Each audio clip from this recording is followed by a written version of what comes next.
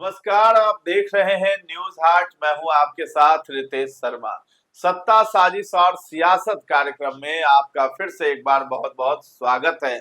सम्राट चौधरी की आज जो है मंत्रिमंडल विस्तार के बाद ये पहली बैठक थी जिसमें सभी मंत्री मौजूद थे और बड़े बड़े ऐलान किए गए हैं। लगभग 19 एजेंडों पर मुहर लगी है, जिसमें एक जो एजेंडा है उसमें महिलाओं के लिए विशेषकर खास ध्यान रखा गया है। दरअसल ईवी जो इलेक्ट्रिक वाहन है उसकी बिक्री को लेकर के जो है महिलाओं को प्रोत्साहित किया जा रहा है ताकि वो ईवी गाड़ियां खरीदें और महिलाओं को 1 लाख रुपए भी बिहार सरकार देने जा रही है गाड़ियां खरीदने के लिए। तो ये बड़ा ऐलान है।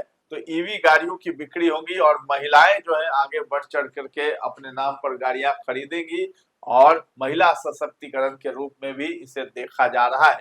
तो सम्राट चौधरी ने बड़े बड़े ऐलान किए हैं, उसमें एक महिलाओं के लिए ये भी ऐलान है। इसके साथ ही साथ हम बात करेंगे निशांत कुमार की। वो भी बहुत ज्यादा सक्रिय हो गए हैं। स्वास्थ्य मंत्री बनने के बाद जो है आज वो जदयू कार्यालय पहुंचे थे और वहां पर जनता दरबार लगा करके जनता की समस्याओं को सुनते हुए नजर आए हैं। इसके साथ ही साथ हम बात करेंगे उत्तर प्रदेश में अखिलेश यादव के भाई प्रतीक यादव की जो मौत हुई है आखिर किन वजहों से हुई है और उसमें किसी राजनीतिक षड्यंत्र की भी बू आ रही है या फिर कुछ और मामला है या नेचुरल डेथ है। इन तमाम मुद्दों पर हम चर्चा करेंगे। हमारे साथ जुड़े हैं न्यूज आर्ट के managing editor Ajay Kumar Mishra sir और अनिकेता शर्मा।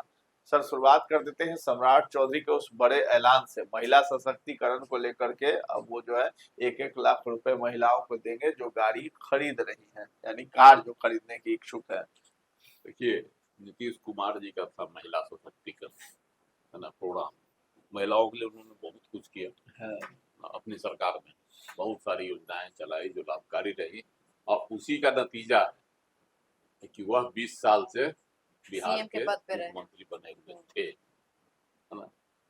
अब छोड़ दिए हैं पद अपनी इच्छा से और सम्राट चौधरी को सौंप दिए अपनी गद्दी।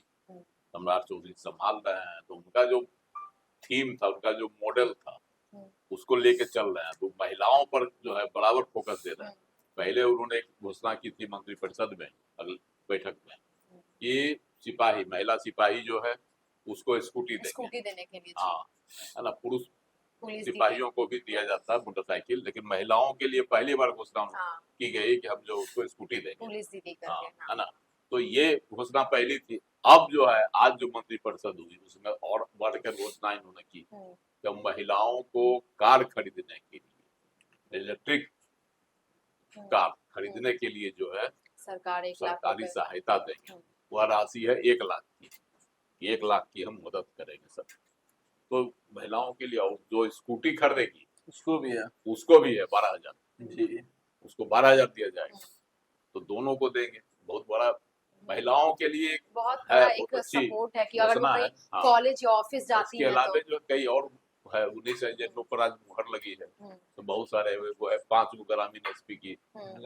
स्पष्ट नहीं हुआ है ना कि किन महिलाओं को मतलब ये दिया जाएगा। जो भी महिला खरीदेगी सभी को मिलेगा। जो महिला खरीदना चाहेगी, जाति का भेदभाव नहीं होगा, सभी का भेदभाव नहीं है। तो सभी के लिए जो है तो मिलेगा सभी को जो खरीदेगी इलेक्ट्रिक एज होगा इसमें बस।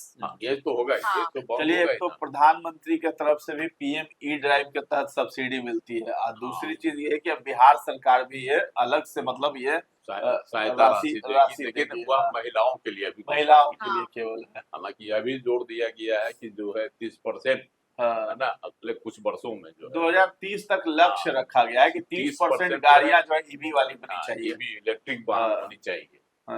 4 चक्का गाड़ियां, यह जो है सरकार ने, बिहार सरकार ने इसका जो है इसका भी निर्णय लिया है। साथ ही यह भी कहा है कि अब जो है ऑफिस, सरकारी कर्मचारी जो भी जाए अधिकारी, वह जो है कम से कम प्रयोग करें गाड़ियों का। तो ये सब चीज ऐसा इसलिए किया गया। प्रधानमंत्री नरेंद्र मोदी ने पिछले दिनों ही ना अपील की थी कि आप जो है डीजल पेट्रोल ये सब की कम खपत करें, थोड़ा कम करें। क्योंकि अभी हम लोग उस पर आत्मनिर्भर नहीं, जहां से मंगाना पड़ता है मध्य एशिया में स्थिति बहुत अभी तक सुलझी नहीं, है ना।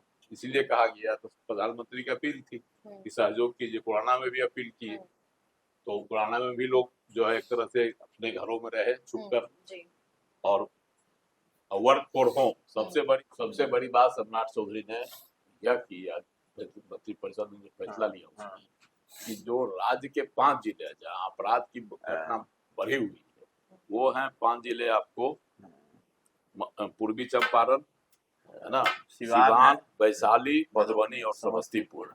इन जिलों में जो है पहली बार ग्रामीण एसपी की स्थापना की जाएगी। इसके लिए पद सृजन करने और बहाली करने की जो है की भी मंजूरी मंत्रिपरिषद में दी गई। तो इससे क्या होगा कि इन जिलों में तमाम जिले जो है उत्तर बिहार के, इसका मतलब उत्तर बिहार से बराबर जो है अपराध की खबरें आते रहती है तरह तरह की, खासकर ग्रामीण क्षेत्रों में भूमि विवाद को लेकर, है ना, और भी कई मामले होते हैं ग्रामीण क्षेत्रों में, है ना, उसको लेकर। तो ग्रामीण एसपी, जो जिले का एक एसपी होता है, उसे पूरा जिला कंट्रोल नहीं हो पाता, इसलिए एक ग्रामीण एसपी को वहाँ पदस्थापित किया जाएगा। वह ग्रामीण क्षेत्रों में मामला देखेंगे, इसलिए अपराध जो है वो रुक सके, कम हो सकेगा, क्योंकि अपराध रोकना इस सरकार के लिए सबसे बड़ी जवाबदेही है। कल ही जो है डीजीपी विनय कुमार ने क्या कहा कि पुलिस जो है, पुलिसिंग में, पुलिस तंत्र में जो है कितनी अव्यवस्था है, भ्रष्टाचार है, इसका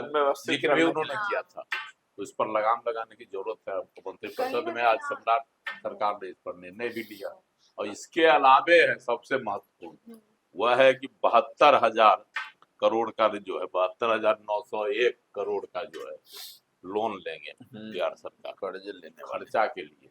अपना जो खर्चा चलाएंगे सरकार, उसके लिए लेगी इतना लोन, इसकी भी आज मंजूरी दी गई। तो देखिए सम्राट चौधरी का क्या है कि वो महिलाओं के लिए जो भी स्कूटी को लेकर या गाड़ी, इलेक्ट्रिक गाड़ी को लेकर जो स्कीम अब वो स्टार्ट करने जा रहे हैं, उस चीज में कहीं ना कहीं उनको पता है कि नीतीश कुमार का ये सब ड्रीम प्रोजेक्ट्स में जो आते थे, स्टूडेंट को लेकर हो या फिर महिलाओं को लेकर हो, तो उन्हें पता है कि इस चीज को तो कम बिल्कुल नहीं करना है और नहीं तो बढ़ा के करना है, क्योंकि पता है कि नीतीश कुमार आखिर 20 साल तक पद क्यों संभाले बिहार का। तो यही चीज सम्राट चौधरी भी अपना रहे हैं और बढ़ाकर अपना रहे हैं। आधी आबादी का वोट साधना है, तो बने रहना है। महिलाएं जो है वो बहुत बड़ी भूमिका। निशांत जो है पहली बार जो है आज जन सुनवाई कर रहे थे, जनता दरबार लगाते नजर आए, जदयू कार्यालय में पहुंचे, खूब उनके ऊपर मीम भी बन रहा है, विपक्ष लगातार हमलावर है, लेकिन निशांत जो है एक्टिव भी नजर आ रहे हैं और लगातार अधिकारियों के बीच भी घेरे हुए हैं, जो उनको गाइड भी कर रहे हैं और उनको संभाल भी रहे हैं। तो जन सुनवाई करने आज पहुंचे जदयू कार्यालय। आज जदयू कार्यालय में निशांत कुमार जी जो है, जब से स्वास्थ्य मंत्री बने पूरा एक्टिव हो गए।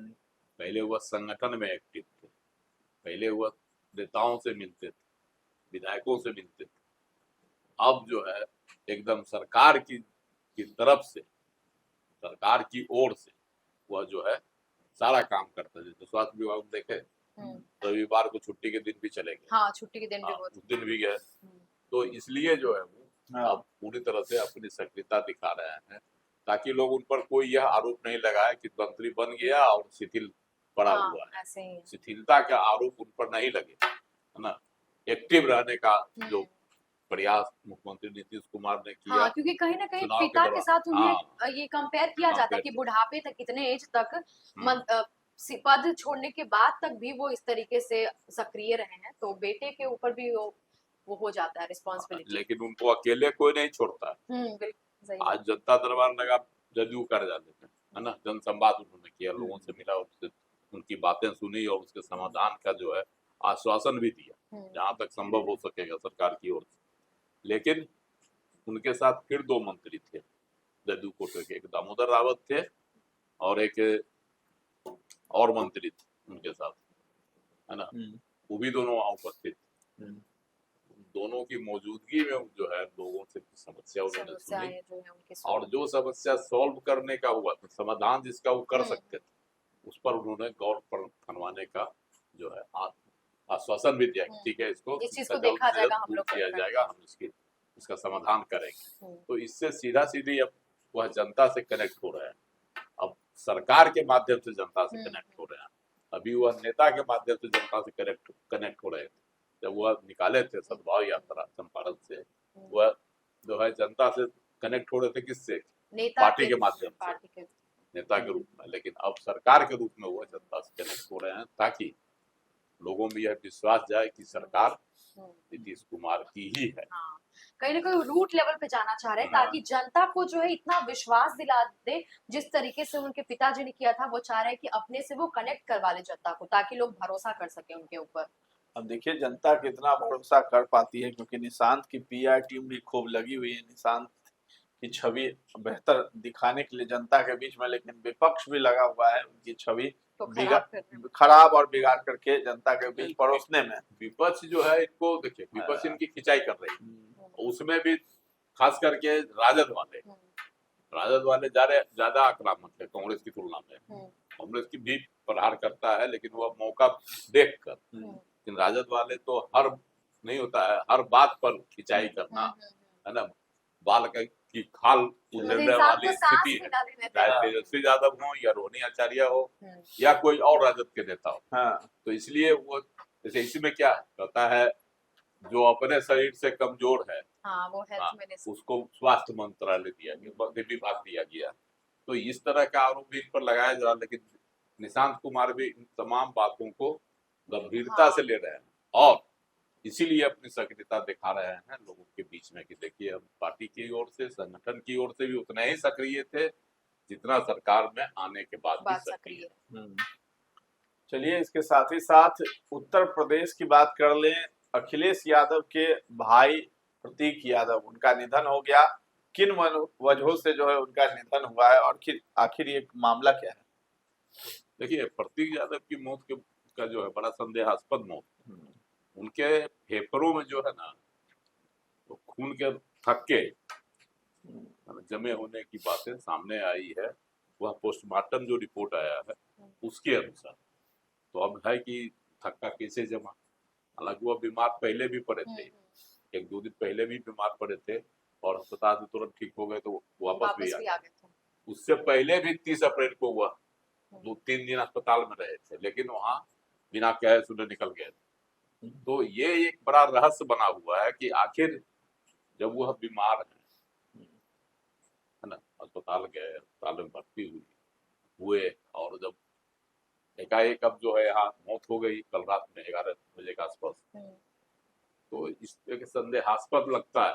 जिस समय इनकी मौत हुई, जो अस्पताल ले जाया गया, उस समय इनकी पत्नी जो है ना, अपर्णा यादव, वह असम गई हुई। हेमंता सरकार की जो शपथ ग्रहण हो रहा था वहां शामिल, उसका मिलने के बाद वह आई रात रात। तो अब इसमें जो है आरोप लगाया जा रहा है कि उसकी संदेहास्पद मौत है, इसकी जांच कराई जाए। खास करके सपा के लोग यह मांग कर रहे हैं, इसकी जांच कराई जाए। तो अब यह एक राजनीतिक सवाल बनते जा रहा है धीरे धीरे। तो अब देखना है वह स्वाभाविक मौत थी या है ना किसी षड्यंत्र का वह शिकार हो गए, देखना होगा, इस पता लगाना होगा। हालांकि परिवार वाले का तो अभी तक यही कहना है कि तबीयत खराब होने की वजह से ही मौत हुई। जांच का विषय है, जांच का विषय बन गया। डिमांड कर रहे हैं, लोगों का कहना है कि नहीं, जांच किया जाए इस चीज पे। चलिए, तो अखिलेश यादव के जो भाई हैं प्रतीक यादव, उनकी मौत मामले में क्या ट्विस्ट आगे निकल करके आता है, ये तो जांच का विषय है, उसमें सब कुछ खुलासा होगा। लेकिन निशांत सक्रिय हो गए हैं। एक तरफ सम्राट चौधरी जो है बिहार की जो आधी आबादी है उसको साधने के लिए और नीतीश कुमार से बड़ी लकीर खींचने के रास्ते में चल पड़े हैं। तो फिलहाल इस चर्चा को हम लोग यहीं पर विराम देते हैं। कैसा लगा ये कार्यक्रम हमें कमेंट में जाकर जरूर बताइएगा और हमारे चैनल को अभी तक आपने सब्सक्राइब नहीं किया है तो जरूर कर लें। धन्यवाद।